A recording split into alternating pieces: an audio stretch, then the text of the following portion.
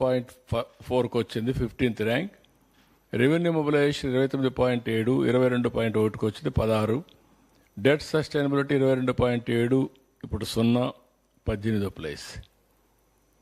ఇది ఆ ఇండికేటర్స్లో వచ్చినటువంటి మొత్తం రిజల్ట్స్ ఇవన్నీ. దెన్ ఇక్కడ మీరు చూసినప్పుడు మొన్న కూడా మీకు చూపించాను, ఇవన్నీ కూడా ఆంధ్రప్రదేశ్ ఆల్ ఇండియా 13.49% ఆ రోజు గ్రో అయ్యాం. 4.41, 4.45% షేర్ ఆల్ ఇండియా జిఎస్టిపిలో, జీడిపిలో. ఈ ఫిగర్ కూడా మ్యానిపులేట్ చేశారు.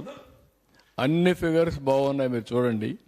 13, 15, 13, 14, 15 ఈ ఫిగర్ వీళ్ళు వచ్చారు 19లో. ఏప్రిల్లో వస్తాను ఈ ఫిగర్ అంతా మేనేజ్ చేశారు. దానికే తగ్గించారు, మ్యాక్సిమం తగ్గించడం. అక్కడ కూడా టింకర్ చేశారు. టింకర్ చేసి దాన్ని కింద తీసిపోయి, ఎలా ఉంటుంది ఇంకా చాలా తక్కువ ఉండేది 19-20, దాన్ని తీసిపోయి యాడ్ చేసుకున్నారు. ఏదేమైనా this is the figure. All India లెవెల్లో 10.98 అయితే ఇక్కడ మనం 13.49 గ్రో అయ్యాం అప్పట్లో.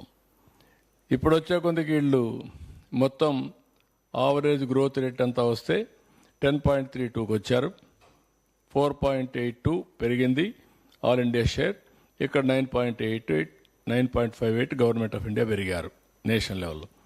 ఇప్పుడు వచ్చే 12.94 వచ్చింది. ఇది 4.96 కాంట్రిబ్యూషన్ టు జీడిపి. మొత్తం జీడిపి ఇది 9.7. ఇది in terms of $1 trillion, 0.19, 3.82 trillion US. ఇక్కడికి వచ్చినప్పుడు ఈ రేషియోలో కానీ పెరుగునుంటే నెక్స్ట్ 5 ఏళ్లలో మా ఆలోచన ఏంటంటే 15% పెంచాలని. 13.65 పైనే ఉండాలి, అది 15 పెరిగి ఉండాలి. దాన్ని 10కి తగ్గించేశారు. ఈ రేషియోలో పెరుగుంటే 7 లక్షల కోట్ల రూపాయలు జిఎస్టిపి తగ్గిపోయింది. 7 లక్షల కోట్ల రూపాయలు అయితే 76,195 కోట్ల రూపాయలు అడిషనల్ రెవెన్యూ వచ్చేది. ఆ డబ్బులు వచ్చుంటే ఆ డబ్బులు ఖర్చు పెడితే ఈ అప్పులు చేసే పని ఉండేది కాదు, ఈ క్రైసిస్ వచ్చేది కాదు, ఈ విషియస్ డెట్ ట్రాప్లో పడేవాళ్ళం కాదు. ఇది ఇంపార్టెంట్ మీ అందరికీ. అందుకే నేను ఎప్పుడు కూడా హై గ్రోత్ రేట్ అంటాను. ప్రజల్లో యాస్పిరేషన్స్ ఉన్నాయి, కోరికలు ఉన్నాయి. వాళ్ళ కోరికలు తీర్చాలంటే మనం కూడా తగిన విధంగా రెవెన్యూ పెరగాలి. రెవెన్యూ పెరగాలి అంటే అభివృద్ధి జరగాలి. అభివృద్ధి జరిగితే రెవెన్యూ పెరుగుతుంది, రెవెన్యూ పెరిగితే సంక్షేమాలు ఇస్తాం, దానిపైన మళ్ళీ అభివృద్ధి చేస్తాం.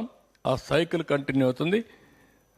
ఇది దీనివల్ల ఈ ప్రభుత్వం వచ్చిన దానివల్ల సంవత్సరానికి మీరు చూస్తే 76,000 కోట్ల రూపాయలు నష్టం వచ్చే పరిస్థితికి వచ్చింది ఆ గ్రోత్ రేట్ వల్ల. నెక్స్ట్ ఇది పర్ క్యాపిటల్ ఇన్కమ్ కూడా సేమ్ థింగ్. ఇప్పుడు మీరు చూస్తే ఆ రోజు ఈ ఫిగర్ మేనేజ్ చేసిన ఆంధ్ర తెలంగాణ రెండు పోటాపోటీని వెళ్ళాం. ఎందుకంటే మాకు ఎట్టి పరిస్థితుల్లో బైఫర్కేషన్ అయిన తర్వాత తెలంగాణకు కొన్ని అడ్వాంటేజెస్ ఉన్నాయి. హైదరాబాద్ సిటీ ఉంది, దీన్ని కూడా మనం పుష్ చేయాలి అని అగ్రికల్చర్ కానీ, ఇండస్ట్రీ కానీ, సర్వీస్ సెక్టర్ కానీ పుష్ చేసాం. దానివల్ల 13.49% పెంచాం జిఎస్టిపి. వాళ్ళు కూడా అక్కడ ఉండే అవకాశాలు ఉన్నాయి కాబట్టి 13.69 పెరిగారు. ఇది పెరిగితే ఇంకొంచెం ఎక్కువ ఉండేది, దాని కింద తీసేపారు, వేరే విషయం. ఇక్కడికి వస్తే 10.59, 12.09 బాగా డ్రాస్టిక్గా పడిపోయింది. దానివల్ల వ్యత్యాసం జిఎస్టిపి అక్కడ పెరిగింది. రెండోది పర్ క్యాపిటల్ ఇన్కమ్ పెరిగింది. రెండు కూడా మళ్ళీ ఇప్పుడు మీరు చూసినప్పుడు నెక్స్ట్ ఇక్కడ GSDP of AP in 18-19 was higher than that of Telangana by 17,000 crores. However by 23-24కి వచ్చే కొందికి బాగా 62,000 కోట్లకి తగ్గిపోయే పరిస్థితికి వచ్చింది. 17,000 కోట్లు అయ్యరుండి 62,000 కోట్లు తగ్గే కొందికి పర్ క్యాపిటల్ ఇన్కమ్ డ్రాస్టిక్గా తగ్గిపోయే పరిస్థితికి వచ్చింది. Next page. ఇక్కడ మీరు చూసినట్టు పర్ క్యాపిటల్ ఇన్కంలో 1,93,903 విభజన అప్పుడు 1,24,104. ఇక్కడికి వచ్చినప్పుడు 1,54,031, 2,09,848. ఈరోజు మీరు చూస్తే 2,42,479. ఇది 3,56,564. అంటే మీరు ఇండికేషన్ ఏంటి, 55,817 రూపాయల డిఫరెన్స్ని డబుల్ అయిపోయింది. ఇప్పుడు 1,14,085 అయింది 23-24.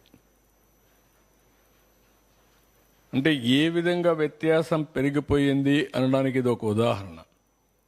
ఏ విధంగా వెనకబడిపోతున్నాం అనేదానికి ఒక ఉదాహరణ. స్పెండింగ్ కెపాసిటీ తగ్గింది, అప్పులు పెరిగాయి, మొత్తం ప్రజల ఆదాయం పెరిగింది, పర్చేసింగ్ కెపాసిటీ తగ్గిపోయే పరిస్థితికి వచ్చింది. వేరియస్ విషయస్ సర్కిల్లో రాష్ట్రం దెబ్బతినే పరిస్థితికి వచ్చింది. నెక్స్ట్, ఇది సదర్న్ స్టేట్స్ ఒక కంపారిజన్ చూపించాం, మీకు మొన్న కూడా చెప్పాను, ఇది పెద్దగా అవసరం ఉండదు. నెక్స్ట్, ఇక్కడికి వచ్చినప్పుడు రివైవల్ కింద రాష్ట్రాన్ని మళ్ళీ ఫిస్కల్ హెల్త్ ఇండెక్స్ ఇంప్రూవ్ చేయడానికి ఏమేం చేయాలని ఆలోచిస్తున్నాం. దీని మీద ఎన్హాన్సింగ్ క్యాపిటల్ ఎక్స్పెండిచర్ పెంచడం, కమిటెడ్ స్పెండింగ్ చేయడం, దీని మీద రెవెన్యూ సోర్స్ అన్ని కూడా ఏ విధంగా చేయాలనో diversifying revenue sources for a greater resilience తీసుకురావడం, ఎన్ఫోర్ స్ట్రిక్ట్ ఫిస్కల్ డిసిప్లిన్ తీసుకురావడం, ఇవన్నీ కూడా శ్రద్ధ పెట్టాం. We're working in that. ఇక్కడికి వచ్చినప్పుడు డిఫికల్ట్ టైమ్స్లో మేము వచ్చిన తర్వాత మీరు చూస్తే 7 వైట్ పేపర్స్ అని పబ్లిసైజ్ చేశాం. అదే మాదిరిగా కరెక్షన్స్ కోసం నవంబర్లో 24లో బడ్జెట్ని చాలా రోజులు హోంవర్క్ చేసి చాలా కష్టపడి దాన్ని ట్రాక్లో పెడుతూ ఆ ఎక్సర్సైజ్ చేసాం.